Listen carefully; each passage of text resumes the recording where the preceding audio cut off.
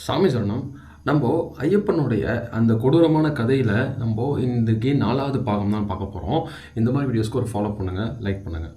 நேத்தே சொல்லியிருந்த மாதிரி, அது இன்னொரு கூற்று ஒண்ணு இருக்கு அப்படின்னு சொல்லிட்டு சொன்னாங்க. ஆனா, அதுக்கான ஆதாரங்கள் சரியா இல்லாததுனால, அத பத்தி நான் பெருசா பேச விரும்பல.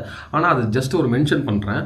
அந்த காலகட்டத்தில கோடாரி சாமி அப்படின்னு சொல்லிட்டு அந்த சம்பவம் நடந்த டைம்லலாம் பார்த்தீங்கன்னா, அவன் வாழ்ந்ததாகவும், அந்த டைம்ல வரப்போற பக்தர்கிட்ட யாசகம் கேட்டுட்டு அவங்க இருந்ததாகவும் ஒரு கூற்று ஒண்ணு இருக்கு.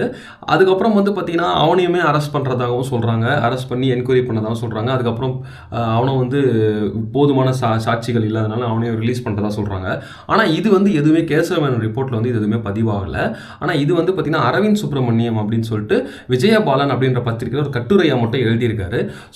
இதுல ஒரு பெரிய ஆதாரம் இல்லாதனால நம்ம இத பத்தி பெரிய பேச வேண்டிய அவசியமே இல்ல. சரி, நம்ம இப்ப இந்த விஷயத்துக்கு வருவோம். இப்போ நான் நேத்தே சொல்லியிருந்தேன், ஐயப்பன் அப்ப தோத்துட்டாரா? அப்ப ஐயப்பன் அப்போ அழிச்சிட்டாங்களா? அப்ப ஜெயிச்சிட்டாங்களா? அப்படின்ட்டு. அதுக்கு முன்னாடி நான் கன்க்ளூஷன் வரதுக்கு முன்னாடி நான் அதுக்கு முன்னாடி ஒரு விஷயத்த நான் சொல்ல விரும்புறேன். இந்த விஷயம்லாம் எதுக்காக பண்றாங்க? சரி, ஓகே. இப்போ இந்த இந்த விஷயம் பார்த்தீங்கன்னா, மத ரீதியான பிரச்சனை அப்படின்னு சொல்லியாச்சு.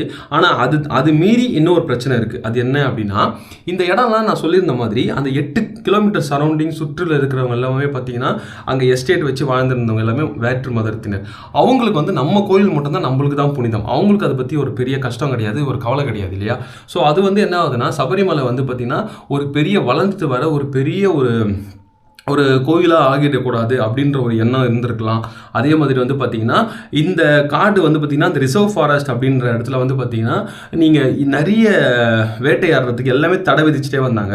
இது எல்லாமே அவங்களுக்கு ஒரு ஒரு உறுத்தலாக இருந்திருக்கலாம். ப்ளஸ் பார்த்தீங்கன்னா, அந்த காட்டோடைய வளங்களை அவங்களும் இப்போ அங்கேயும் ஏலக்காய் தோட்டம், ஏலக்காய்லாம் நிறைய இருந்தது இல்லையா? அதெல்லாமே அவங்க பறிக்கிறதுக்கு எல்லாமே இந்த சபரிமலையோட சுற்று வட்டாரம் தடையாக இருந்த காரணத்தினால அவங்க எல்லாருமே பெரிய முதலாளிகள் இருக்கிறதுனால, கார்ப்பரேட்னு சொல்லுவாங்க இல்லையா? அந்த மாதிரி பெரிய முதலாளிகளா இருக்கும்போது அவங்க இது ஒரு உறுத்தலா இருக்கிறதுனால பார்த்தீங்கன்னா, இதை அவங்க அழிக்கணும் அப்படின்னு கூட நினைச்சிட்டு இருந்தாங்கன்னு சொல்லிட்டு கேசவ மேனன் ரிப்போர்ட்ல முக்கியமா அதை மென்ஷன் பண்றாரு. அதே மாதிரி பார்த்தீங்கன்னா, இது போதுமான சாட்சிகள் இல்லாதனால இந்த கேஸை அப்படியே க்ளோஸ் பண்ணிடுறாங்க. விபத்து அப்படின்னு போட்டு க்ளோஸ் பண்ணிடுறாங்கன்னு சொன்னேன் இல்லையா? இதுக்கப்புறம் உங்கள் டவுட் இருக்கும், ஐயப்பன் எடுத்த ருத்ர தாண்டவம் அது என்னது அப்படின்னு கேட்டிருப்பீங்க. அதுக்கான வீடியோ இது லென்த்தாக போவதனால நான் அதுக்கான வீடியோ நான் நாளைக்கு சொல்கிறேன். சாமி சரணம். கீர்த்தனம் சுவாமி சக்தமானசம் பரணலோ